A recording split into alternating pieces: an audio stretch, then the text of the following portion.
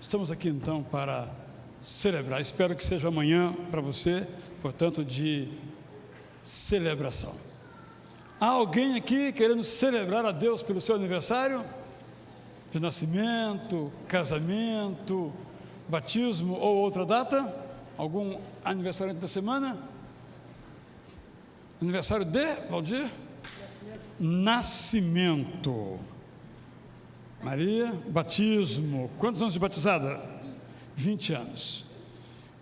Motivos, portanto, de celebração a Deus, né? Pelo dom da vida biológica, da vida espiritual, que Ele acrescenta, então, às suas vidas. Vamos colocar em pé e vamos dar graças, então, ao nosso Deus. Vou pedir ao irmão Cássio que venha aqui, então, para esta oração. Ó Senhor, damos graças por esse dia, obrigado por essa oportunidade de estarmos aqui reunidos com o Senhor. Da mesma forma, abençoe todos esses irmãos que completam anos de vida, que possa abençoar a vida deles e de todos nós, Senhor. Abençoa, Senhor, e conhece, sonda os corações de todos aqui presentes, conhece todas as necessidades, Senhor, e atenda, Senhor, segundo a sua vontade. Em nome de Jesus Cristo. Amém. Todos podem se sentar. Antes pode vir dar um abraço aqui. Espera, Maria, para ganhar um abraço, Maria. Parabéns ao senhor também. Parabéns ao dia. Não deu nem tempo.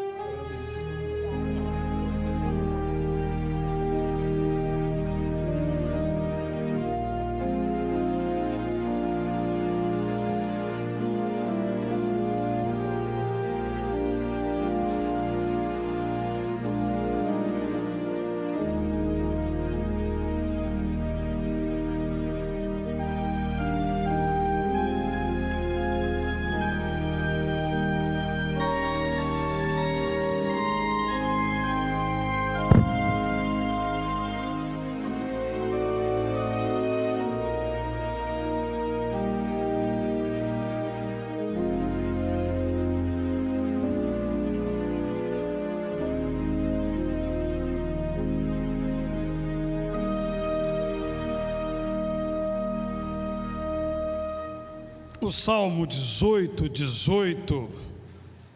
tem a seguinte oração: Tu, Senhor, mantens acesa a minha lâmpada. O meu Deus transforma em luz as minhas trevas. Ó minha força, canto louvores a Ti. Tu és, ó Deus, o meu alto refúgio, o Deus que me ama. Alguém aqui conheceu um objeto chamado lamparina? Não é só quem tem 60 anos, não, né? Porque a lamparina, como é que ela se mantém acesa? Com o combustível ou querosene, geralmente, que se coloca ali. Se acabar o combustível, acaba a luz. É isso que está dizendo o salmista. É Deus que mantém o combustível, que permite que a tocha fique acesa. Tu, Senhor, mantens acesa a minha lâmpada. O meu Deus transforma em luz as minhas trevas. Porque nós somos pecadores, não temos luz própria, temos trevas próprias, mas a luz é a luz de Deus. Então, ó minha força, canto louvores a Ti. Tu és, ó Deus, o meu alto refúgio, o Deus que me ama. Vamos ficar em pé e vamos juntos ler este versículo do Salmo 18, verso 18, juntos. Tu, Senhor, mantens acesa a minha lâmpada. O meu Deus transforma em luz as minhas trevas. Ó minha força, canto louvores a Ti. Tu és, ó Deus, o meu alto refúgio, o Deus que me ama. Salmo 18. Como eu errei a referência e os irmãos leram mal o texto, Eu agora vou acertar a referência, os irmãos vão ler bem o texto pela segunda vez juntos. Então, tu, Senhor, mantens acesa a minha lâmpada. O meu Deus transforma em luz as minhas trevas. Ó minha força, canto louvores a ti. Tu és, ó Deus, o meu alto refúgio, o Deus que me ama. Salmo 18, 18. E Jó diz assim: Deus é exaltado em seu poder. Quem é mestre como ele?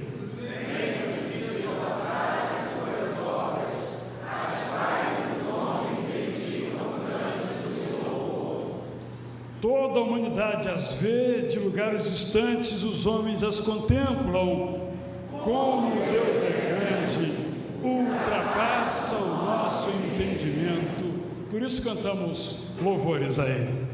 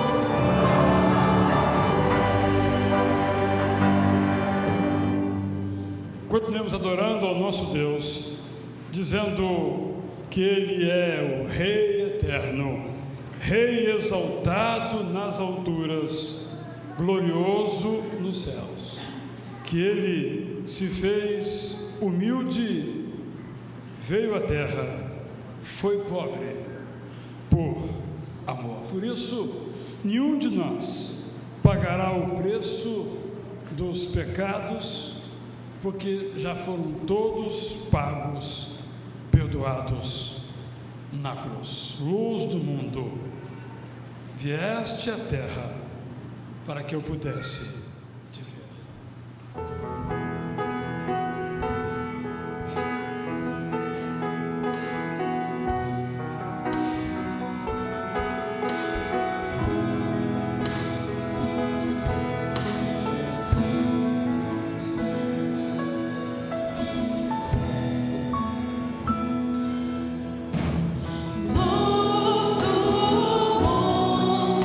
Vieste a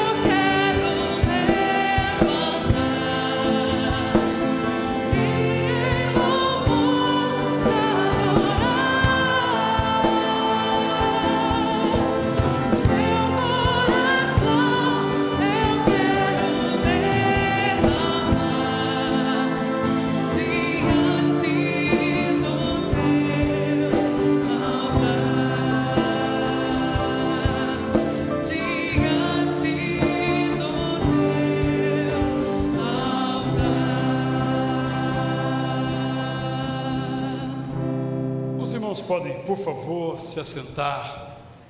Ao som então de uma música, ao órgão, eu quero lhe convidar a pensar na realidade do texto que nós lemos, Salmo 18. Tu, Senhor, mantens acesa a minha lâmpada. Os hinos que nós cantamos, toda a glória te rendemos, tua graça imploramos. Vim para adorar-te, as minhas mãos eu quero levantar em louvor, te adorar. Para um instante de reflexão pessoal, um instante de meditação, um instante de uma verificação de como nós estamos, um instante de nos colocarmos diante de Deus para sermos aquilo que Ele quer que nós sejamos. Seja essa a nossa silenciosa oração agora.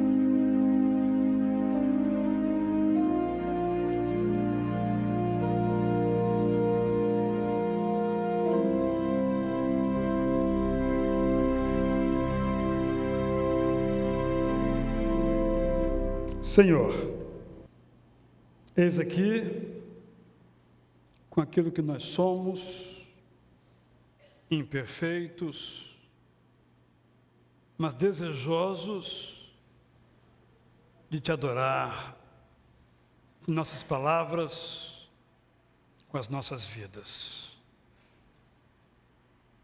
E a nossa oração agora é que o Senhor nos ajude em direção ao que nós podemos ser.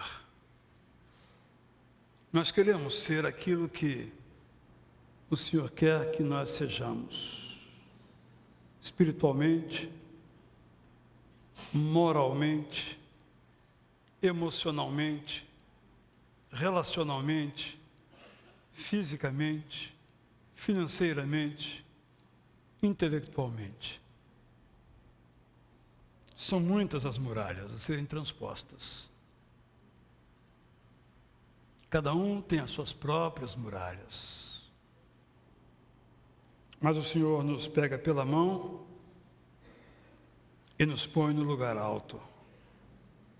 Nós te rogamos, nós te imploramos, que o Senhor nos tome pelas mãos. Perdoa, Senhor, os nossos pecados. Perdoa, Senhor, os nossos pecados. Para que nossos lábios sejam purificados por Ti e as nossas mãos sejam de fato santas quando se levantam em louvor a Ti. Remova do nosso coração sentimentos, pensamentos, atitudes, emoções que impeçam, que dificultem aquilo que o Senhor quer fazer nas nossas vidas. Oramos em nome de Jesus.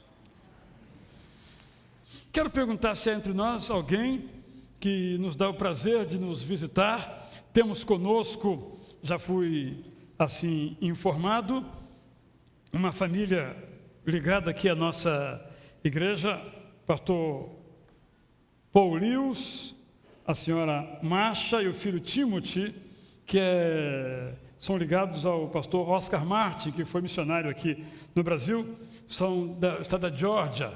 São muito bem-vindos, então, aqui. Continuem em pé até receber um abraço. Ok? Então, há mais alguém que está conosco hoje pela primeira vez? Fique em pé, se houver, onde quer que esteja. Há alguém mais? Aqui temos uma senhora bem-vinda. Aqui temos uma família bem-vinda. Só se aceita que ganhar um abraço. Sem abraço, não sente. Tem alguém na galeria? Mais alguém que eu não tenha visto? Agora, então, devidamente abraçados, pode se assentar. Espero que, estando por aqui, possam outras vezes participar, então, aqui do nosso culto. Nosso irmão Mateus tem uma palavra. Eu vim para falar sobre o dia de hoje, que comemoramos o Dia do Pastor, né? O pastor Israel disse no primeiro culto que o sonho dele era ser cantor. Aí eu pensei comigo, coitado. E eu disse no primeiro culto que ele sonhava, apesar de sonhar em ser cantor, nunca sonhou em ser pastor. O sonho dele sempre foi ser jornalista, ser escritor, professor. Mas os caminhos de Deus nem sempre são os nossos caminhos. E quando a gente coloca a vida nas mãos do Senhor, é Ele quem conduz. Então, o pastor Israel já está aqui em nossa igreja há 11 anos. Em dezembro fará 12 anos. E hoje nós estamos aqui para orar pelos pastores. E queria que todos os pastores presentes viessem aqui para que nós pudéssemos orar por cada pastor que, não só de nossa igreja, mas outro. Temos um pastor que não é... Pode vir mesmo, não... Pode vir, pastor. Não falando português? Bem, não sei. Mesmo que não entenda, o Espírito traduzirá o seu coração. Temos mais algum pastor presente? Vamos orar por esses pastores, pedindo que Deus, então, possa... Vamos ficar de pé todos, irmãos? Querido Deus, nós te agradecemos, porque nesse dia comemoramos o Dia do Pastor. Mas sabemos, Senhor, que a nossa oração por eles não deve ser apenas neste dia, mas em todos os dias, Senhor, porque eles precisam, Senhor, desse contato contigo e a nossa intercessão, Senhor, pela vida de cada um deles. Que a tua graça esteja sobre eles, sobre seus familiares, e que a tua mão esteja sempre a conduzi-los, e que eles possam sempre tê-lo como pastor maior, aquele em que eles buscam alimento e se fortalecem em ti, Senhor. E que nós possamos, Senhor, como teus servos, também orar por eles e rogarmos pelas suas famílias, para que a tua graça, a tua paz e o teu amor esteja sempre sobre eles. E é o que fazemos em nome de Jesus. Amém. Amém. Todos podem se sentar. Parabéns. Augusto, bem-vindo. Agora, então, vamos entregar aos que viemos preparados nossos dízimos e as nossas ofertas.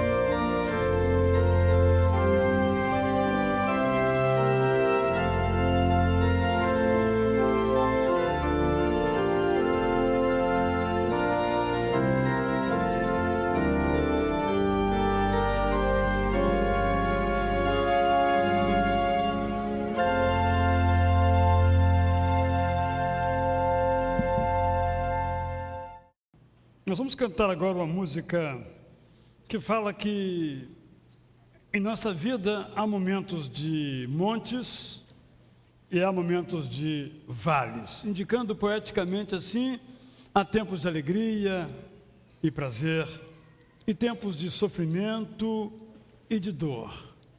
Mas estando nós nos montes ou nos vales profundos, disse Jesus: eis-me convosco. Que a nossa oração então, que a glória de Deus encha nossa vida com a paz de Jesus. Enquanto nós cantamos, tendo você algum motivo de oração, estarei aqui, você poderá estar ao meu lado e depois então vamos orar por você. Pode ser que nesse instante a sua vida esteja, como diz a canção, o hino 446, com sombras em volta, nuvens acima. Ou seja, sem perspectiva. Mas essas realidades não são capazes de ocultar o Senhor, porque o poder dele é muito maior do que sombras, do que nuvens. Há algumas pessoas que carecem de nossas orações, como nossa irmã Neuza Santos, que está internada, a avó da Desirê. Oramos no primeiro culto pelo Teodoro, um bebezinho, filho da Denise Vasconcelos, neto do pastor Fausto da Dione, por uma cirurgia que ia fazer, e a notícia que recebemos da Annelise agora há pouco é que a cirurgia se realizou muito bem, ocorreu tudo muito bem. Somos então gratos a Deus, vamos continuar orando também por ela. E amanhã, a Andressa, nossa atleta dos saltos ornamentais, está indo para Madrid, onde vai participar de um grande torneio chamado Grand Prix de saltos ornamentais, e também aguarda a possível ida dela para as Olimpíadas. Vamos orar também pela Andressa Mendes, por quem temos sempre intercedido, para que Deus abençoe também na sua carreira como atleta. Vamos então agora cantar, e se você tem um motivo, pode ficar em pé, pode ficar aqui ao meu lado, depois vamos interceder por você.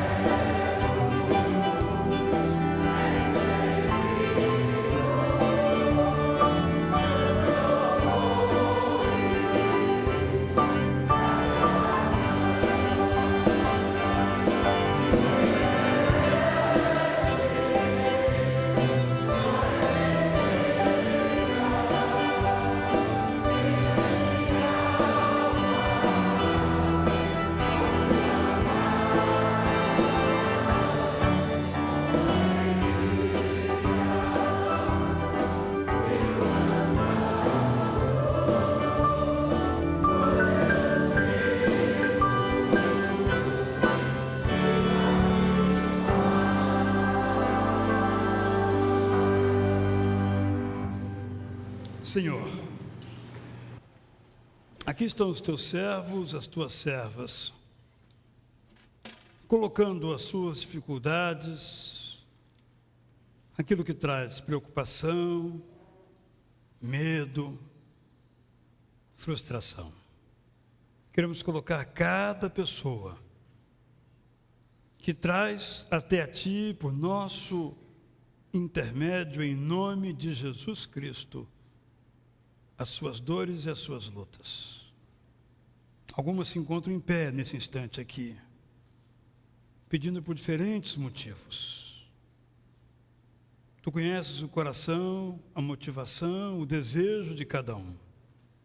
Alguns oram por seus parentes que às vezes afundaram a sua vida no vício ou no ódio, como se dali não pudessem mais ser arrancadas. Mas o Senhor pode libertar. Rogamos que intervenhas nessas vidas. Outros pais estão enfermas, como a irmã Neuza dos Santos, irmã Vera Lúcia Souza, nossa irmã Jaci Curvacho, aqueles todos, nossa lista de oração, aqueles que foram mencionados hoje no nosso programa de rádio. Colocamos também o Teodoro, aquele bebezinho, também, para que a sua cirurgia, de fato, tenha agora uma boa recuperação, que ele possa ficar completamente restabelecido, para a alegria de toda a sua família e nossa também. Colocamos, Senhor, diante de Deus, nossos desejos de alcançar os alvos que o Senhor coloca para as nossas vidas. Colocamos todos os enfermos, Ronaldo Rodrigues, que está enfermo, outros que nós não sabemos. E quando nós oramos a Ti, é porque sabemos que somos amados por Ti e podemos contar com o Senhor. A Ti dirigimos em nome de Jesus, portanto, a nossa oração. Fazemos, pois, isto em nome de Jesus. Todos podem, por favor, se assentar.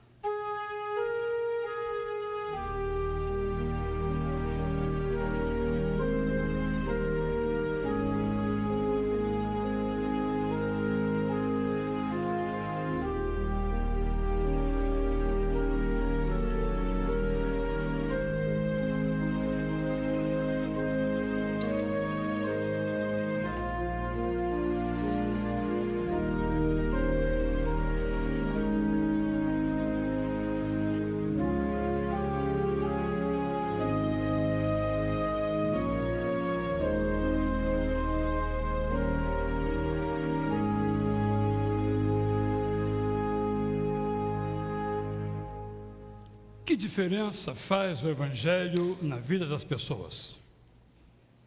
Nós dizemos que faz muita diferença. É bastante conhecido o estudo de Max Weber, de 1911, no qual ele afirma que o surgimento do modelo econômico atual, capitalismo ou liberalismo, tem muito a ver com as práticas evangélicas. Uma vez que nas igrejas as pessoas aprendiam a como gastar bem o seu dinheiro, aprendiam a considerar o trabalho como um lugar onde Deus estava presente e aprendiam, por exemplo, a valorizar as realizações materiais, o dinheiro, não como uma coisa desprezível como era a teologia vigente. Que então, participação na vida de uma igreja acaba contribuindo para o crescimento econômico, intelectual das pessoas.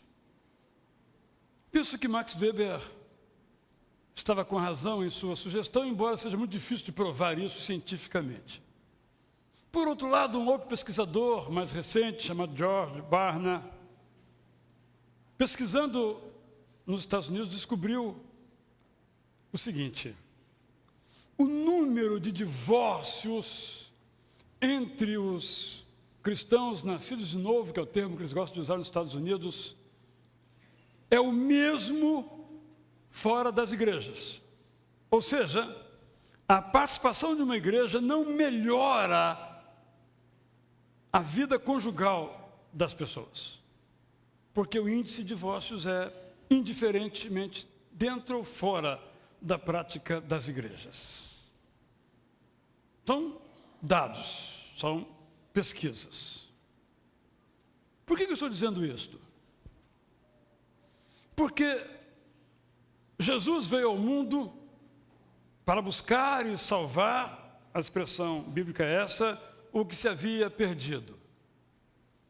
E quando nós abrimos os evangelhos e vemos os ensinos de Jesus, depois repercutidos nos textos apostólicos, nós vemos que Jesus veio ao mundo para que tivéssemos uma vida que realmente valesse a pena esse nome, vida.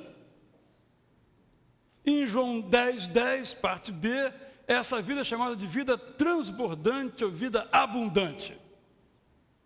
Então a pergunta é: nós que já fomos salvos por Jesus Cristo, redimidos dos nossos pecados, perdoados, vivemos uma vida abundante, emocionalmente falando, espiritualmente falando, relacionalmente falando, e outros advérbios poderíamos acrescentar? Ou a vida cristã é uma aprendizagem apenas para a vida no céu, ou a vida cristã é apenas uma capacitação para vivermos bem no céu. Estou certo que ninguém aqui concorde que estamos aqui treinando para viver bem no céu, porque lá não precisa treinamento. Lá já seremos perfeitos. O Evangelho, portanto, é para vivermos bem, felizes, aqui e agora, nesse momento, nesse instante, nesta hora em que nos encontramos. Esta é, então, a palavra que claramente nós encontramos nos Evangelhos, é a palavra de Deus. Digo isso porque às vezes nós, para usar uma expressão, porvirizamos a vida cristã, isto é, transferimos tal vida para o porvir, quando a nossa vida não é para ser celestializada ou porvirizada, mas para ser vivida aqui e agora, porque esta é a nossa vida. É claro que, por outro lado, enfrentamos um outro obstáculo, que é a secularização da vida. Deus vai sendo expulso da vida, de tal modo que também não há lugar para Ele. Buscar esse equilíbrio é a tarefa de cada um de nós. Mas estou certo que Jesus veio para nos dar vida transbordante, e essa vida é para transbordar para cada área da nossa vida. Quantas pessoas, participantes de nossos cultos, quem sabe aqui algumas, que têm perdido as suas batalhas para os três grandes, eu poderia mencionar tantos outros, mas escolhi três grandes inimigos de nossas vidas. O medo, sobre o qual já preguei. Quantas pessoas deixam de fazer algo que gostariam muito porque têm medo? Por exemplo, a amargura. Quantas pessoas, mesmo crentes, participantes da vida da igreja, são amargas. E aqui devo dizer o seguinte: não há nenhuma chance de não sermos machucados e feridos pelos outros. Não há nenhuma chance de, nos conflitos, as pessoas quererem resolvê-los a pancadas que nos ferem, tiram sangue da gente. Não há possibilidade de, ao longo de nossa vida, não irmos acumulando ofensas. Não há essa possibilidade. Ou perdas, não há essa chance. Viver é perder, viver é ser ofendido, viver é ser amargurado. Que fazemos com isso? Ficamos amargurados? Deixamos derrotar pelo medo ou pela amargura? Nada vai dar certo? Pelo desânimo, que são sensações ligadas ao sentimento da amargura por causa de uma ofensa, intencional ou não? E a raiva? Quantas pessoas são escravas da raiva? Alguém um dia o ofendeu. E ficam tais pessoas com raiva a vida toda, desejando, porque raiva é isso, o mal do outro. E alguns até espiritualizam. Deus vai vingar, que é o pior dos sentimentos, a pior das teologias. Estou falando de coisas que me alcançam, que alcançam você. Isso é vida abundante, uma vida cerceada pelo medo, uma vida amarrada pela amargura, uma vida dominada pela raiva ou pelo ódio. Alguns, como diz Paulo, serão salvos como que pelo fogo. Como a indicar nessa expressão que só viverão no céu, porque aqui não conseguem viver. Então você vai dizer, mas olha, você não teve os pais que eu tive, ou você não teve a infância que eu tive, ou você não sabe como eu fui ferido na vida. Bem, é uma só possibilidade. A vida não é fácil. A vida é dura. O que vamos fazer? Quero ler um texto para os irmãos que nos falam da história de um homem e sua família, que eu lhes recomendo depois a lerem pacientemente em casa essa narrativa. Vamos nos ocupar dela na Academia da Alma em agosto, setembro, se Deus assim nos permitir. Que é uma história uma saga muito interessante, a saga de Abraão. Então, primeiramente, Gênesis 11, 27. Depois do capítulo 12 e 13 eu indicarei. Eu vou ler para os irmãos verem então como até os grandes têm dificuldades agudas, por vezes dramáticas, na sua jornada. Leamos então, Gênesis 11, 27 e seguintes. Leio na NVI, você me acompanhe na sua, por favor. Esta é a história da família de Terá, ou Tera. Terá gerou Abrão, Naor e Harã. E Harã gerou Ló. Harã morreu em Ur dos Caldeus, sua terra natal, quando ainda vivia Terá, seu pai. Tanto Abrão como Naor casaram-se. Coisas comuns da vida. O nome da mulher de Abrão era Sarai, e o nome da mulher de Naor era Milca. Milca era filha de Harã, pai de Milca e de Isca. Sarai era estéril, não tinha filhos. Primeira parte, casou-se. Segunda parte, era estéril, não tinha filhos.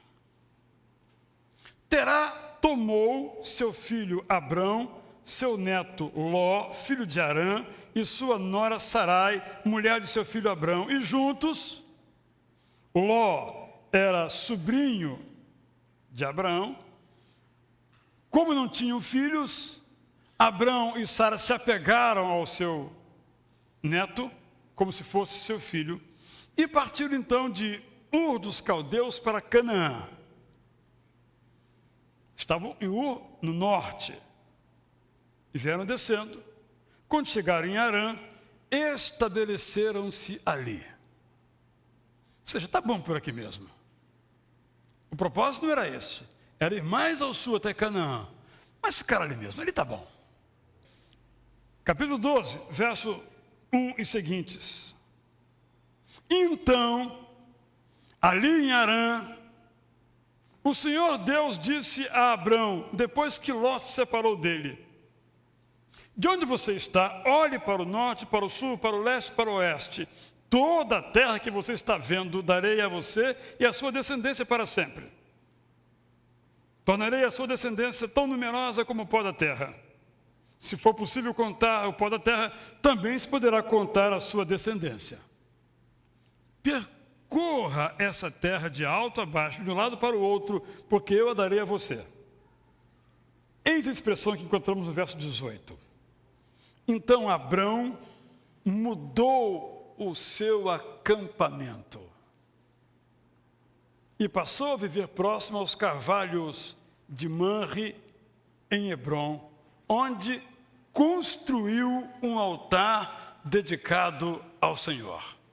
Às vezes pensamos na vida de Abraão como uma vida exemplar. Pela fé foi exemplar. Mas Abraão experimentou os mesmos problemas que nós todos enfrentamos. Um sobrinho rebelde, uma mulher que não tinha filhos, e vamos depois prosseguir na história, os dramas, os medos, as mentiras presentes naquela vida. No entanto, Abraão é o pai da fé. Eu acho isso alentador. Deus não buscou uma pessoa perfeita, porque a pessoa perfeita não existe. Ninguém é perfeito. Você não é perfeito. Você pode até se achar perfeito, mas não é perfeito. Abraão não era perfeito. E quando Abraão mente, as pessoas ficam procurando uma justificativa para negar que ele mentiu. Quando ele fala que Sara era sua irmã e não sua esposa. Não, porque Abraão mentiu. Encontrou a maneira de resolver o seu problema através da mentira. Mas era mentira. Por que é importante dizer que era mentira? Porque nós também mentimos. Assim nós somos imperfeitos, como Abraão também era imperfeito. Mas Abraão é alguém que quando ouve Deus dizendo, Abraão, tem uma vida melhor para você. Saia de Ur. Arão sai. Meio acomodado, dinheirinho no bolso, vamos ficar por aqui mesmo, tá bom. Mas Deus diz, Abraão, tenho mais, camarada, tenho mais, desce mais. E Abraão muda o seu acampamento, ou seja, ele vai. Para onde? Para uma terra que Deus ainda iria lhe mostrar. Porque, meus irmãos, a vida é assim. Quem de nós sabe para onde vai, com certeza, nos planos dos estudos, da profissão, mesmo da família? Miramos um alvo, alcançamos um, acertamos outro, porque a vida é assim.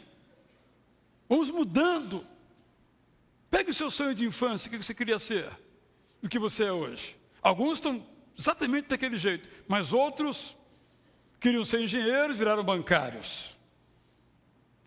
Outros queriam ser cantores, viraram, felizmente, para os seus ouvintes, pastores. Para ter que ouvir aquelas vozes lá. Minha família disse, cantor, aí meu apelido de infância, né? Não, mas eu achava, me trancava no quarto e cantava, né? Ide meu filho procurar, aquilo era lindo, aquela música, né? Mas não sei por que razão me dissuadiram dessa carreira brilhante que eu teria pela frente. Mudamos ao longo da vida. Abraão, nesse sentido, é um exemplo extraordinário. O que aprendemos sobretudo com Abrão, que depois Deus mudou o nome para Abraão, portanto falamos Abrão ou Abraão. Abraão tinha consciência de que havia uma vida melhor para ele. Não era Ur, não era Arã, não era Siquém. Tinha uma vida melhor. Há uma vida melhor para mim. Há uma vida melhor para você. Uma vida melhor biologicamente. O seu corpo pode ser melhor. Você não pode mudar a sua estatura. Se você é baixinho, se for mulher, poderá colocar um saltinho. Pouco mais do que isso. Se for muito alto, não vai poder cortar a canela, não tem jeito. Há coisas que nós não podemos mudar, meus irmãos. Características que não podemos mudar. Mas é interessante como às vezes nós sofremos querendo mudar aquilo que não precisa ser mudado, que não faz nenhuma diferença, e ficamos acalmados em coisas que deveríamos mudar e não mudamos. Após o primeiro culto, um baixinho me disse: olha, hoje eu estou resolvido. Mas eu disse: você deve ter sofrido muito. Eu sofria muito. Porque as pessoas pegam no pé de um baixinho, mas que importância tem ser baixinho ou altinho? Não é? Quando eu era menino, eu usava óculos, né? Eu tinha miopia muito forte, que eu operei só recentemente, como os irmãos daqui sabem. E as pessoas também diziam 4 olhos, etc., ceguinho, cegueta. Qual o problema ser ceguinho, ser cegueta, ter, no meu caso, 7,5 graus, ou enxergar perfeitamente bem? No que eu sou, não altera nada do que eu sou. E assim outras características, né? As mulheres brigam com o cabelo. Quem tem o cabelo preto, pinta de loiro. E quem tem o cabelo loiro, pinta de preto. E assim por diante, não vamos entrar aqui em detalhes, porque eu não entendo nada desse assunto. Só para dizer que às vezes nós mudamos em coisas que não fazem a menor diferença. Uns só porque são feios. Feio segundo quem? Ou bonito segundo quem? Que importância de ser eventualmente feio, eventualmente bonito? Uns só porque são velhos. Não fala a minha idade, estou com 75 anos de idade. Que diferença faz ter 75 ou 25 ou 40? Isso não altera absolutamente nada do que nós somos. Mas eu quero dizer que há outras áreas em que nós podemos mudar. Então, na área do nosso corpo, nós podemos comer melhor. O problema é que os nossos professores eram péssimos alunos, nossos pais. Ninguém faz curso de como se alimentar. Aí ensina para os filhos como se alimentar, tal como aprendeu com seu pai, com seu avô. Nós nos alimentamos mal, tão mal que hoje em nosso país, um dos problemas já epidêmicos é a obesidade entre ricos e pobres e classe média. Crianças e adolescentes gordos, o que não é saudável para a sua vida, para lhe gerar uma longevidade, por mau hábito alimentar. Há uma cidade, a capital do mundo, Nova York, está a prefeitura querendo proibir refrigerantes e salgadinhos nas escolas, porque a pandemia de americano gordo, temos aqui alguns magros hoje, mas é algo assustador para a saúde pública. Hoje não vou falar de exercícios, porque eu estou desmoralizado, faltando aos meus compromissos com a Ocenia já há várias semanas. Então não vou falar sobre isso, mas você sabe que é preciso fazer exercício físico. A gente se acomoda, e aí reclama da coluna, porque a gente se esquece. Adolescentes, boa parte está no retiro, lá com os juniores. Se você sai de casa sem tomar café direito, o seu corpo não reclama hoje, mas vai reclamar amanhã. Há aqui alguns adultos com esse mau hábito de sair de casa sem tomar nada, sem se alimentar. Vai pagar um preço, muito provavelmente. E não me venha pedir para orar por você. Claro que é um exagero, pode pedir que eu oro. Mas se Deus vai atender, você é com Ele. Certo? Porque nós nos alimentamos mal na quantidade, na qualidade. O que tem a ver a igreja com isso? Tem a ver que nós somos uma comunidade terapêutica, didática, que nos ensinamos uns aos outros a como cuidar desse corpo que é o templo do Espírito Santo. A irmã me diz, mas como cuidar do santuário de Deus diante de uma picanha gordurosa? Bem, se fosse fácil, eu nem tocaria no assunto. Eu, por exemplo, além do meu hábito de comer depressa, que não me livrei ainda, já disse que perdi essa, eu comia muito. Hoje, eu já como menos. Mas eu como menos, sabe por quê? Porque se eu comer muito, eu passo mal. É o preço de toda a minha indisciplina e desorganização. A gente às vezes não consegue estabelecer uma relação de causa e efeito. Por que estou sofrendo agora de refluxo, que é o meu caso? Por me alimentar mal. Muita pressa, excessiva quantidade. E aí eu poderia mencionar outras situações. Mas nós somos chamados a ter uma vida, biologicamente falando, saudável, abundante. Somos chamados a ter uma vida emocionalmente saudável. Eu gosto muito desse texto do apóstolo Paulo, quando ele escreve a 2 Timóteo 1,7. Repito, 2 Timóteo 1,7. Eu disse que 3 gigantes da alma são o medo, a amargura e o ódio ou a raiva. Eis o que diz Deus através de Paulo a Timóteo, 2 1,7. Deus não nos deu o espírito de covardia, mas de poder, para enfrentar o medo, de amor, para enfrentar a amargura, e de equilíbrio, para enfrentar a raiva. Como eu mencionei anteriormente, nós somos as nossas emoções. Nós podemos mudar para melhor, espiritualmente. Aí fiquei pensando, o que é uma vida espiritual transbordante? E concluí bem simplesmente que é amar a Deus, ao próximo e a nós mesmos. Isso é vida espiritual. Que quando eu amo a Deus, eu amo o meu próximo, eu amo a mim mesmo, eu sou o homem mais obediente do mundo, porque esse é o mandamento de Jesus Cristo. Como é que eu alcanço isso? Lendo a Bíblia e orando. Nós sabemos qual é a receita. Nós podemos viver melhor financeiramente. De um lado, nós temos alguns que dizem que a bênção de Deus é, sobretudo, material, prosperidade. E de outros que negam, dinheiro é a raiz de todos os males. Está na Bíblia, não está? Não está.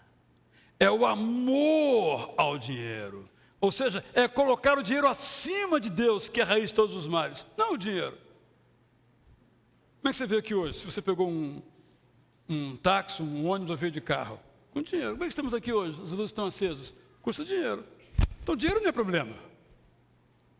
O problema é o amor ao dinheiro. O problema é a desonestidade de não ganhar o dinheiro. O problema é lançar a mão do jogo para ganhar dinheiro. Esse é o problema. Agora, gastar só aquilo que você ganha, mas depois de ter ganho, porque alguns gastamos mais do que ganhamos. Errado. Mas alguns gastamos só o que nós ganhamos. Mas antes de ganhar, não, nós podemos gastar depois de ganhar. Por exemplo, e poupando para o dia de amanhã.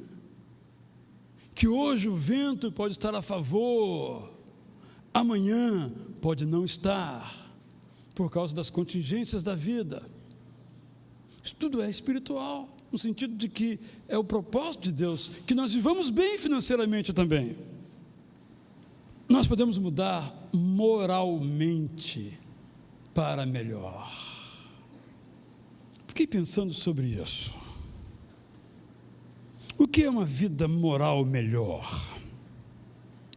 Eu acho que é você poder se olhar no espelho e dizer assim: Senhor, Tu sabes que eu estou nesse espelho aí, Tu sabes que eu sou alguém que procuro ser correto.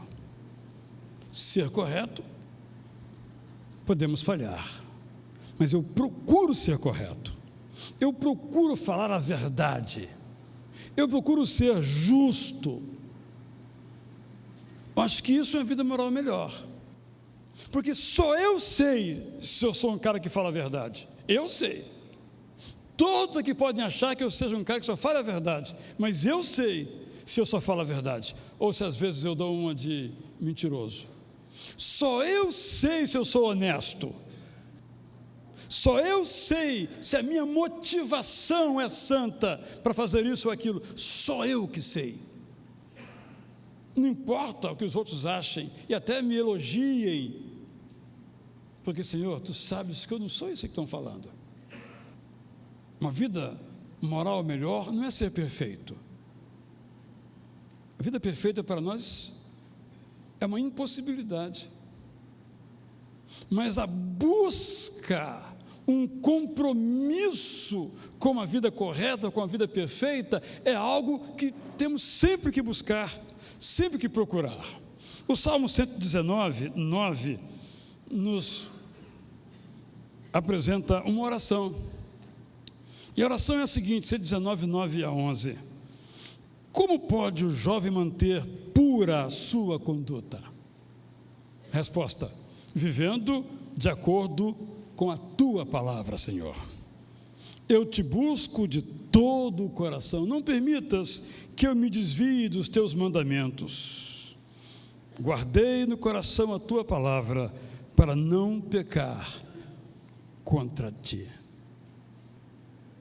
Houve um tempo em que as donas de casa, os empresários, preferiam empregados evangélicos, porque eram os mais honestos, os mais sérios e os mais compromissados com o trabalho. Infelizmente, hoje, há empregadores que não querem empregados evangélicos, ou em casa, ou numa situação de fábrica ou de escritório. E não é por preconceito, é por suas experiências.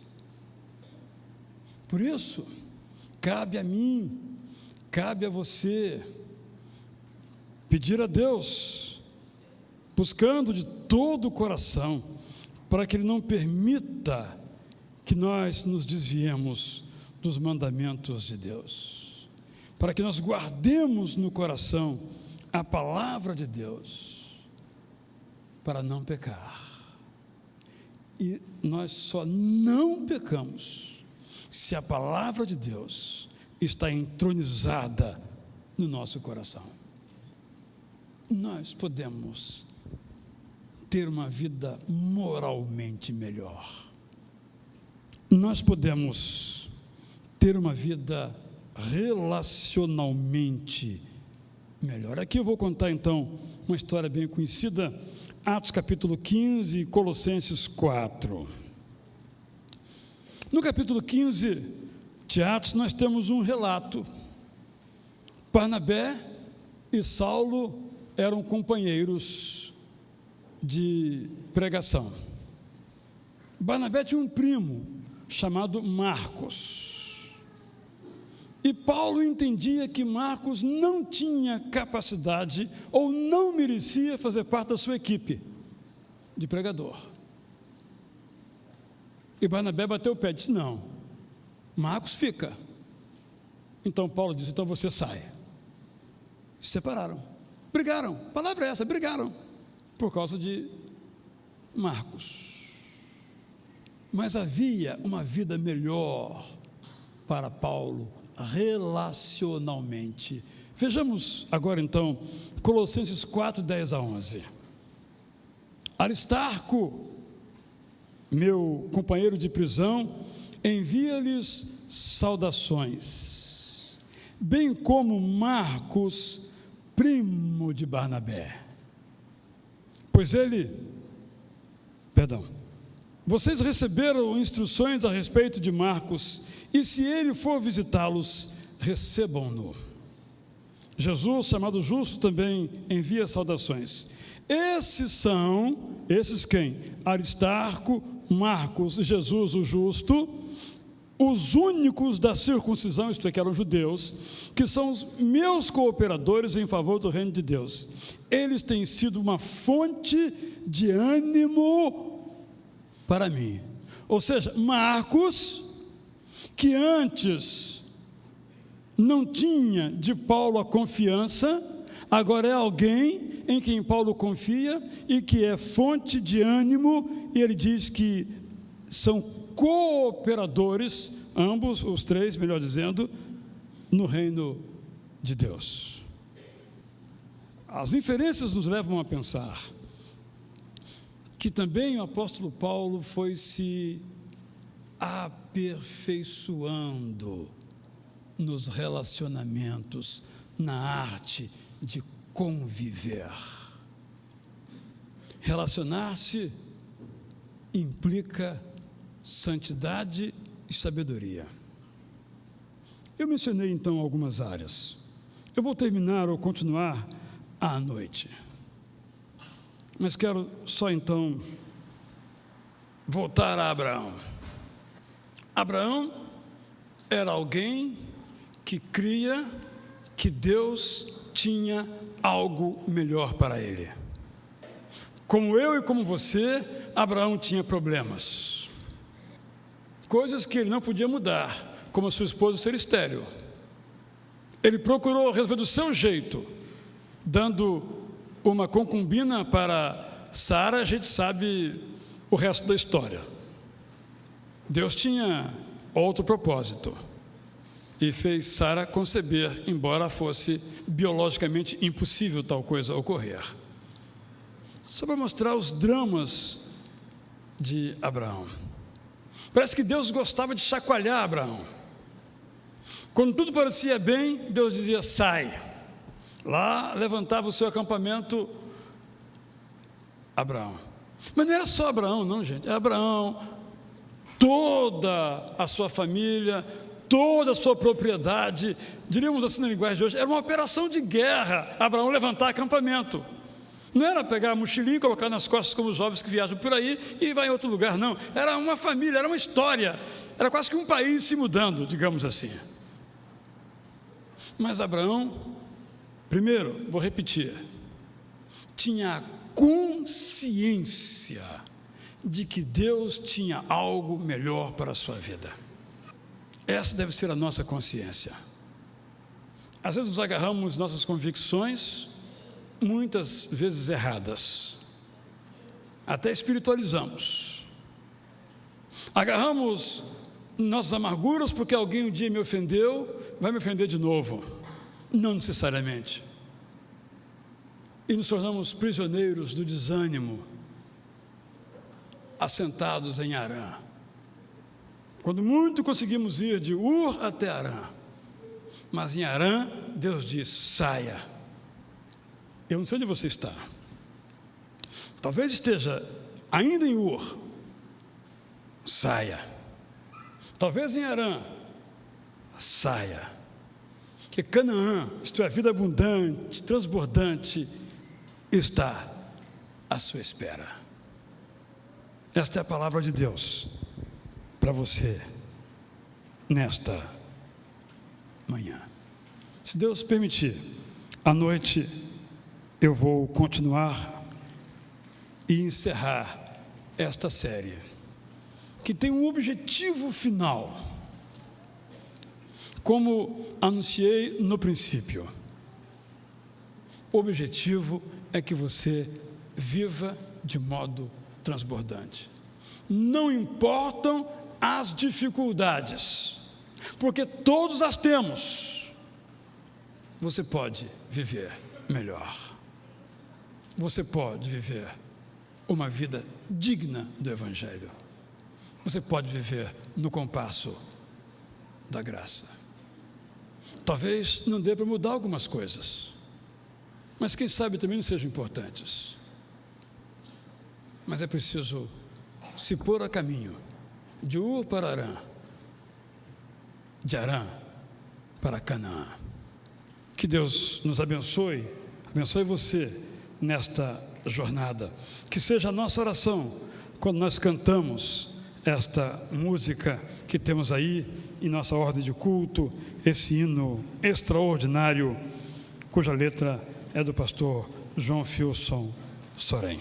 Vamos em pé entoar como nossa expressão de desejo neste momento.